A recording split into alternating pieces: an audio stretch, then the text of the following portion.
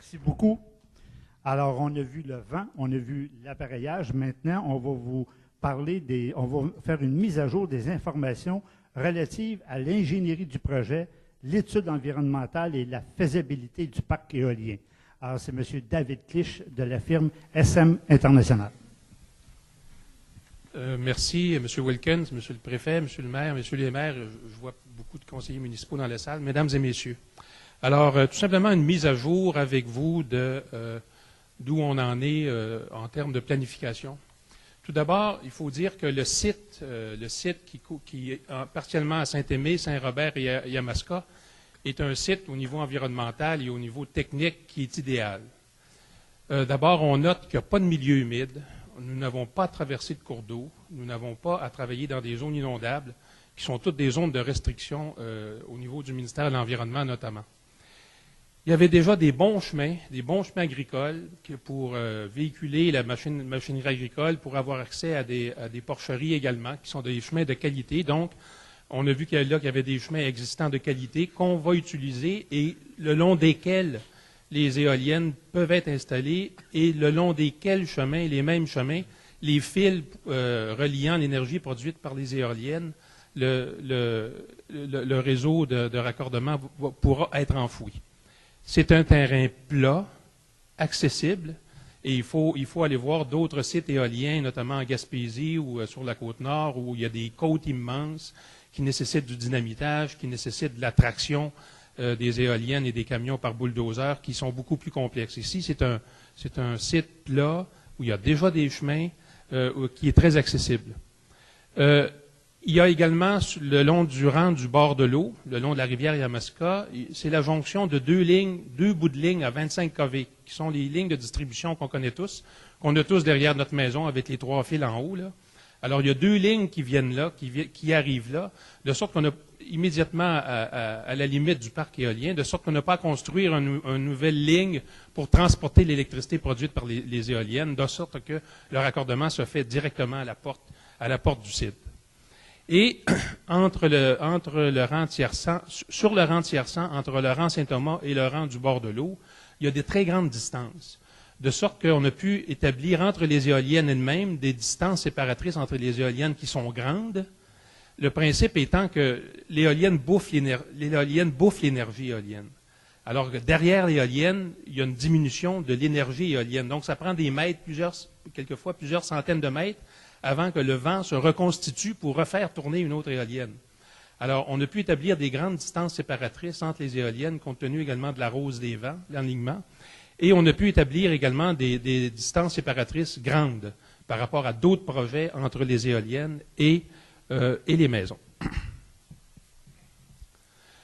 Nous avons effectué, pour le compte de la MRC, le groupe SM International, nous avons effectué une ingénierie détaillée. Et lorsqu'on a eu la réunion de débriefing qu'on appelle avec Hydro-Québec, avec M. le DG, M. Boisvert, directeur général de la MRC était là, M. Fafard était là, ils ont noté, puis je dis ça sans nous envoyer des fleurs, mais ils ont noté la qualité des études techniques et des études d'ingénierie et l'état d'avancement des études qui avaient été faites. D'abord, il y a eu beaucoup d'études de terrain pour vérifier si nous avions affaire à des contraintes environnementales au niveau de la faune et de la flore. Donc, conclusion des études, il n'y a pas d'espèces menacées, il y a d'autres projets où je travaille avec la rainette faugrillon, la couleuvre brune, le petit blongiot, et à chaque fois c'est complexe de s'entendre avec les ministères, comment on va gérer ça. Mais dans ce cas-ci, nous n'avons relevé aucune espèce rare, tant des espèces fauniques que des espèces floristiques. Je vous rappellerai que nous sommes en milieu agricole, et de sorte que les champs ont été remaniés, labourés, etc. Donc, on n'a pas d'espèces rares ou menacées. Nous sommes dans les basses terres du Saint-Laurent, nous sommes dans ce qui étaient les fonds de la mer de Champlain, dans des argiles, quelquefois, qui peuvent être sensibles. Alors, il y a eu des études géotechniques, il y a eu 3 forages géotechniques complets jusqu'à la roche de fond. Il y a une épaisseur d'argile à un certain endroit de 34 mètres, 31, 32 mètres. Et c'est à partir de ces études géotechniques-là que la décision a été prise que les bases des éoliennes vont être sur des pieux d'acier qui vont aller rejoindre la roche de fond. pour éviter tout problème éventuel de stabilité. Alors, il y a eu des plans détaillés au niveau des fondations, naturellement que notre bureau d'ingénieurs a fait en collaboration avec Repower. Il y a eu des plans détaillés du réseau collecteur et il y a eu des études détaillées du poste de raccordement. Et tout ceci a été validé par Hydro-Québec et c'est Hydro-Québec qui a fait l'étude de raccordement du parc éolien à son propre réseau. De sorte que tout ceci a été validé par Hydro-Québec, tant pour les plans à l'intérieur du parc tant que pour le poste de raccordement, qui est assez simple. On n'a pas besoin de gros postes de transformation parce que le voltage de l'éolienne se rapproche du voltage de 25 kV qu'on retrouve dans les réseaux de distribution. Les coûts, lors de la soumission en 2010, les coûts avaient été validés par des entrepreneurs locaux, c'est-à-dire pas des entrepreneurs en construction, c'est-à-dire que les prix de construction qu'on avait mis pour l'amélioration des routes, le réseau électrique, son enfouissement, etc., ont été présentés à des entrepreneurs locaux sans qu'on leur montre le prix que nos ingénieurs avaient évalué et ils ont confirmé que les prix étaient bons, ils étaient prêts à faire le job selon ces prix-là. Et tout récemment, en ce moment, le groupe SM International, nous sommes en train d'effectuer l'ingénierie, la surveillance de la construction d'un projet similaire à Saint-Rémy, le projet Kruger Énergie à Saint-Rémy.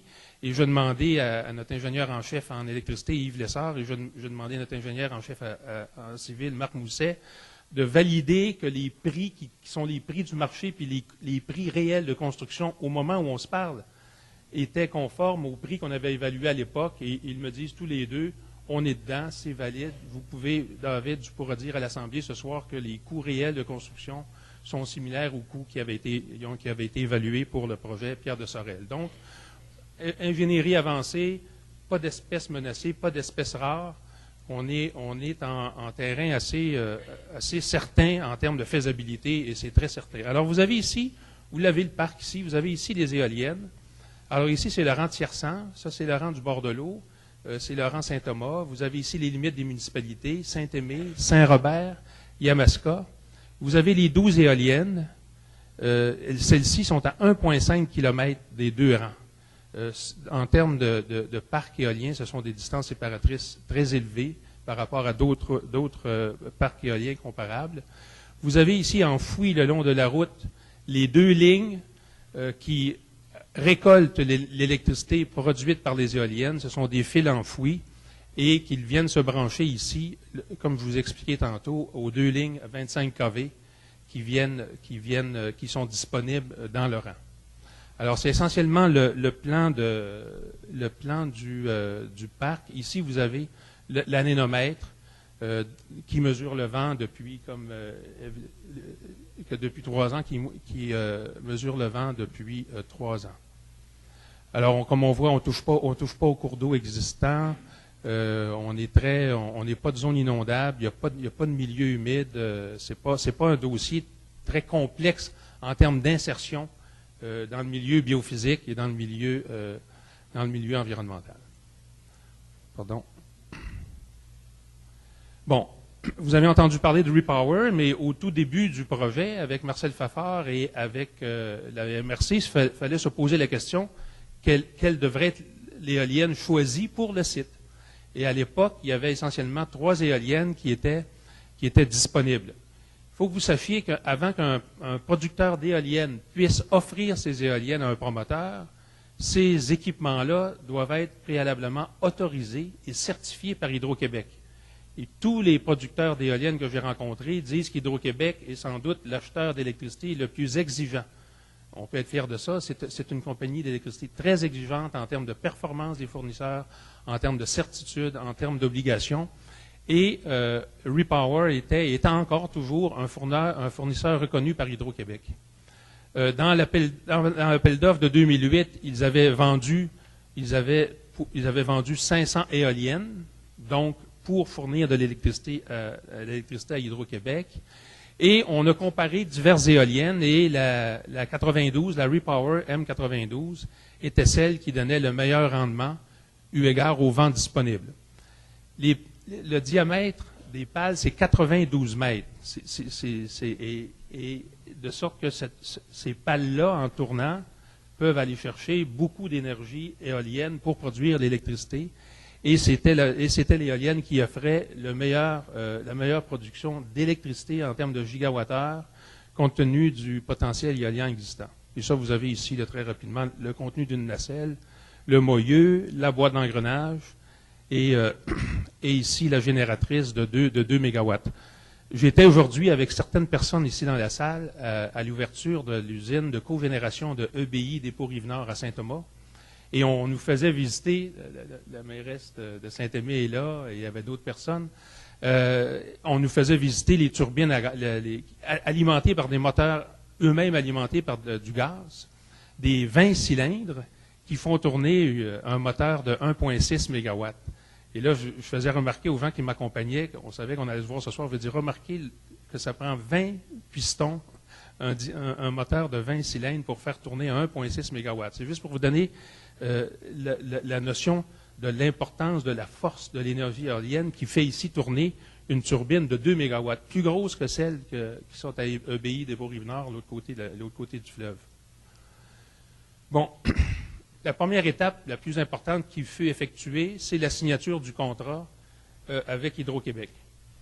Ça a l'air de rien qu'on dit ça, mais il faut que vous sachiez que tout le monde veut avoir un contrat avec Hydro-Québec. Une compagnie solide, un contrat de 20 ans. Et lorsqu'Hydro-Québec signe un contrat de fourniture d'électricité, c'est qu'ils ont validé toutes les données. Et c'est toujours une certaine fierté pour un promoteur, lorsqu'Hydro-Québec t'annonce que ton projet a été retenu. Ceci étant dit, il y a encore beaucoup de choses à faire. Ce projet-là doit être autorisé par le gouvernement du Québec. Il doit y avoir une décision, un décret gouvernemental, une décision du Conseil des ministres éventuelle pour approuver ce projet. Et ce projet devra également être soumis à la Commission de protection du territoire agricole du Québec, communément appelée la CPATAC.